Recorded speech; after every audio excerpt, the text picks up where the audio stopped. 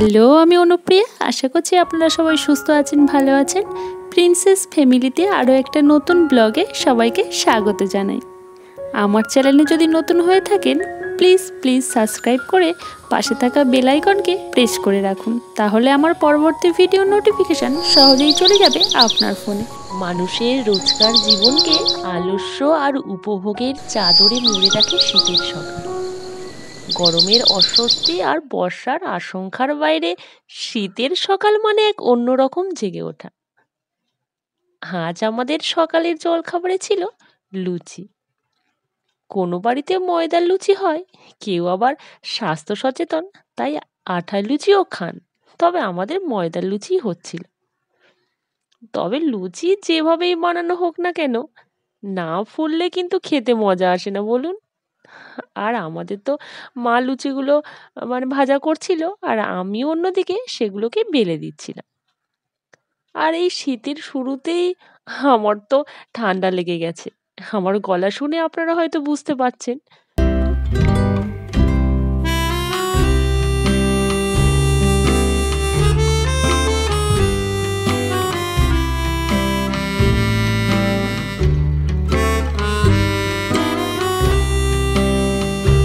লুচির প্রতি বাঙালিদের একটা আলাদাই আবেগ।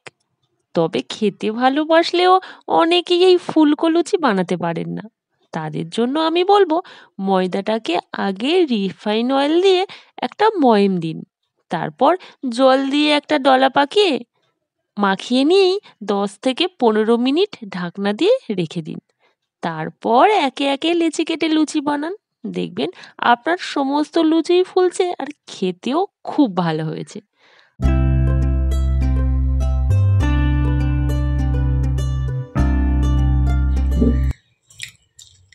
লুচি, মটর ডাল আর পান্তার জন্য চিংড়ি ভাজা, আলু সিদ্ধ।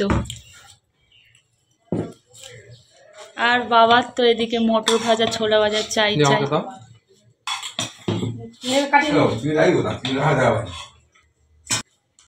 টিফিন খেয়ে নিয়ে যথারীতি আমরা চলে এসেছিলাম রান্নাঘরের দিকে।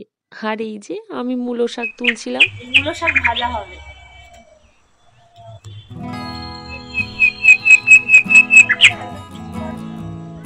সবগুলো তুলে নাও মা। হ্যাঁ। এই মূলো শাকগুলো আমাদের নিজেদের ফলানো, কোনো সার ওষুধ কিছুই দেওয়া হয়নি। আর দেখুন কি সুন্দর হয়েছে। আর আপনাদের মনে আছে আমার একটা ভিডিওতে এই গাছগুলো যখন প্রথম অঙ্কুরিত হয়েছিল তখন আপনাদের সাথে শেয়ার করেছিলাম। মূলোর নাম শুনলে অনেকেই ভুরু কুচকান, অনেকেই মূলো খেতে চান না। তবে আজ আমি মূলো শাকের কথা বলছি। এই শাকের স্বাদটা বেশি মজাদার না হলেও এতে রয়েছে অসাধারণ স্বাস্থ্য উপকারিতা। এতে রয়েছে প্রচুর পরিমাণে ভিটামিন সি, যা অ্যান্টিঅক্সিডেন্ট হিসেবে কাজ করে দেহের রোগ প্রতিরোধ করে।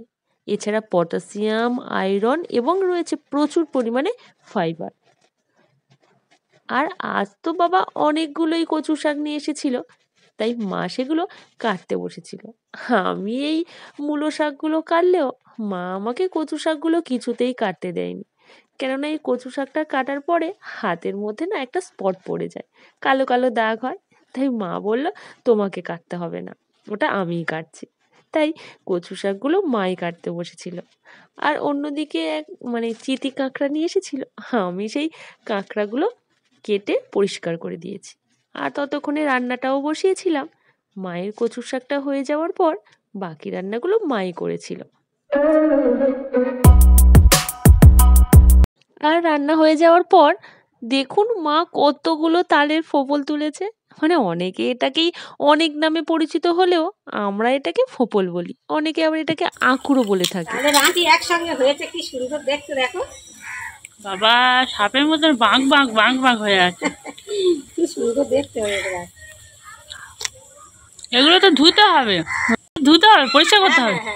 ধুয়ে রোদ্দুরে দেবো, দিয়ে তারপরে খাবো।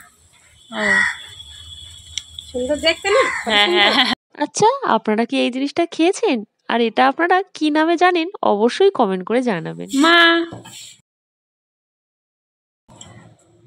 ও সেই মূলো শাকগুলো এইরকম হয়ে গেছে। হ্যাঁ, ভাজা।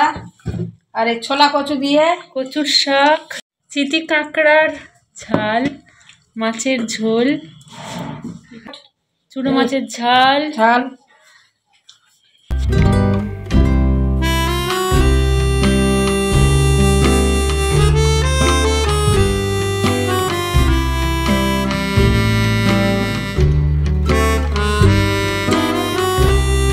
দুপুরের খাওয়া দাওয়া সেরে কিছুক্ষণ রেস্ট নিয়েই আমি আর হাজবেন্ড একটু বেরিয়েছিলাম। আর এখন তো আপনারা জানেনই যে এতটাই তাড়াতাড়ি সন্ধ্যা হয়ে যায় কি বলবো, তাই একটু দুপুরই বেরিয়েছিলাম। আমার ভিডিও যদি আপনাদের ভালো লাগে অবশ্যই একটা লাইক করে দেবেন, বন্ধুদের কাছে শেয়ার করবেন, আর ভিডিওটা কেমন লাগলো জানাবেন। আর আমার চ্যানেলে যারা এখনো সাবস্ক্রাইব করেননি প্লিজ সাবস্ক্রাইব করে দেবেন। এখন তো সন্ধ্যা হয়ে গিয়েছে, ঘড়িতে প্রায় 7টা বাজে। এদিকে কাণ্ড দেখুন, দিদিমাকে আমি একদিন বলেছিলাম একটা মাটির উনুন বা চুলা যাই বলেন একটা বানিয়ে দিতে, সেটাই বানিয়ে টোটোতে করে পাঠিয়েছে। পরবর্তী ভিডিওতে এই উনুনটা আপনাদের ভালো করে দেখাবো। আজ তাহলে আসি, দেখা হবে খুব তাড়াতাড়ি পরবর্তী একটি নতুন ভিডিওতে। আপনারা সবাই সুস্থ থাকবেন, ভালো থাকবেন।